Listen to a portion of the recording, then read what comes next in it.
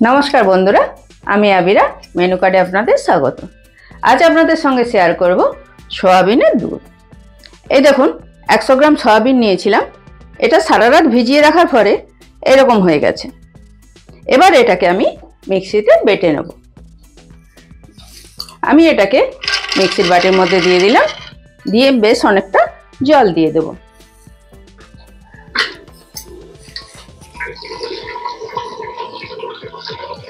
এই সয়াবিনের দুধের মধ্যে কোনো কোলেস্টেরল নেই, কোনো ফ্যাট নেই, আছে কেবল প্রোটিন, যেটা ছোট থেকে বড় সবাই খেতে পারে, কোনো ভয় নেই খেতে।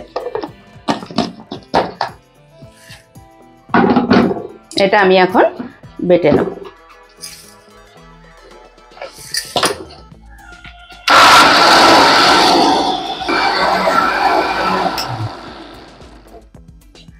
এটা আমার বেটে নেওয়া হয়ে গেছে। এবার আমি এটা মিক্সি থেকে নামিয়ে নেব, নিয়ে এটা ছেঁকে নিতে হবে সুন্দর করে। আমার তো শুধু এর দুধটা দরকার, চিবড়াটা আমাকে ছেঁকে নিতে হবে। প্রয়োজনে একটু জলও দিতে হবে।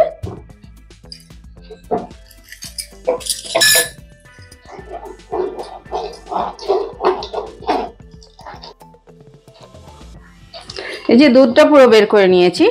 100 গ্রাম সয়াবিনে আমার 1 লিটার দুধ বেরিয়েছে, আর বেরিয়েছে এই চিবড়াটা।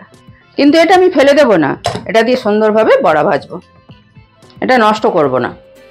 এবার এই দুধটাকে ফুটিয়ে নিতে হবে। এটা আমি বানানো শিখলাম কোথা থেকে? প্রথমে তো আমরা গরুর দুধই খেতাম। একবার আমার ছেলের খুব পেটে যন্ত্রণা হয়, ডাক্তারবাবুর কাছে নিয়ে যাচ্ছি, রকমারি টেস্ট দিচ্ছে, কিছুতেই কিছু কমছে না।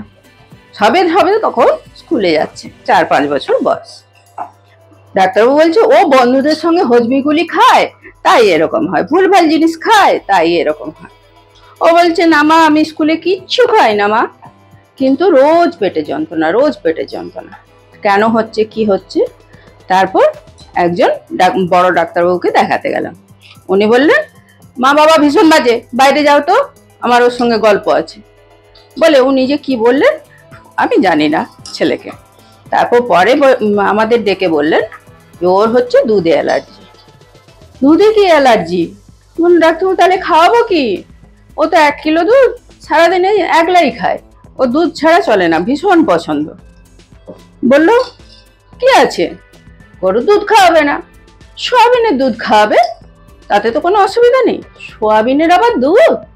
বললো হ্যাঁ হ্যাঁ, এই প্রসেসে বানাবে, বানিয়ে ওকে সারাদিন খাওয়াবে, কোনো অসুবিধা নেই। সেই থেকে আমি শিখলাম সোয়াবিনের দুধ বানাতে। এখন এই দুধ দিয়ে আমরা কফি, চা সবকিছু খেতে পাচ্ছি। ছেলেরও আর পেটে ব্যথা করছে না, আর আমাদেরও এখন খেতে খেতে এত ভালো লেগে গেছে যে আমরা সোয়াবিনের দুধই বেশি খাই। এতে না আছে কোলেস্টেরল, না আছে ফ্যাট, আছে শুধুই প্রোটিন।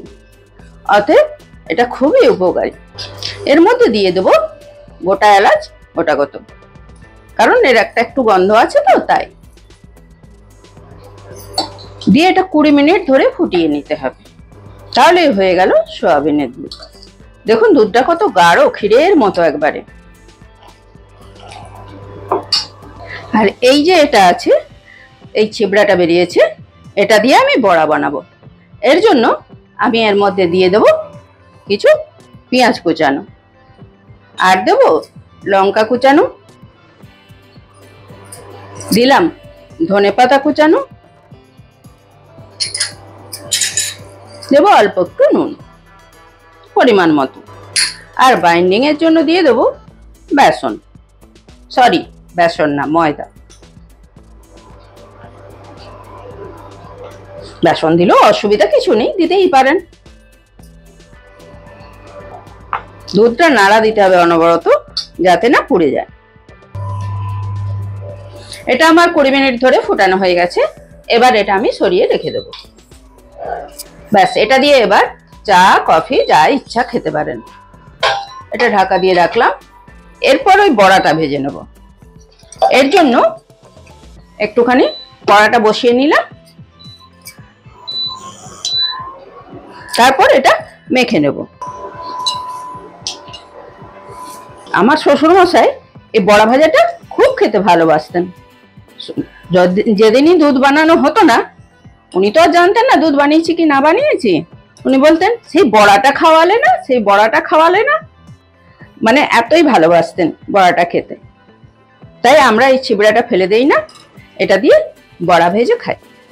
উনি কেন, আমরাও পছন্দ করি, আমরাও খাই চায়ের সঙ্গে। চায়ের সঙ্গে এই বড়া ভাজাটা ভীষণ ভালো লাগে খেতে।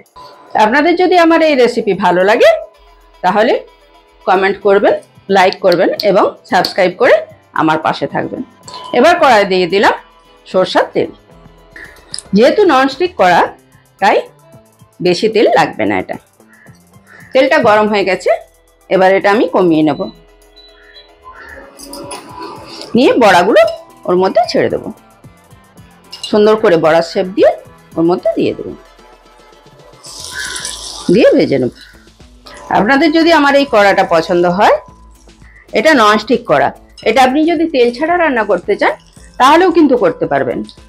এটা একটু জলের ছিটা দিয়ে ন্যাকড়া দিয়ে মুছে নিলেই তারপরে রান্না করুন, তেলই লাগবে না এতে।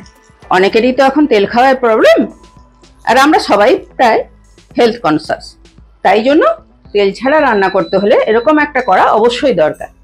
তাই নিচে লিংক দেওয়া রইল, আপনাদের যদি প্রয়োজন মনে হয় আপনারা কিনে নেবেন।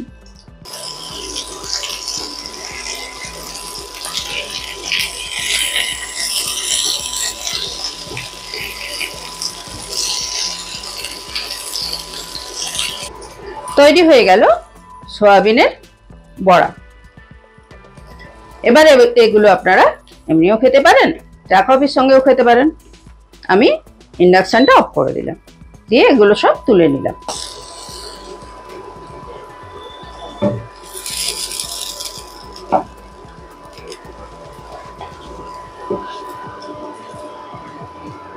এবার আপনাদের বানিয়ে দেখাবো এই সয়াবিনের দুধটা যে বানিয়েছিলাম, এটা দিয়ে কফি বানিয়ে দেখাবো। হয়ে গেছে সয়াবিনের পকোড়া, এবার কফিটা বানালেই হয়ে গেল। দিয়ে দিলাম 1 পাতা কফি,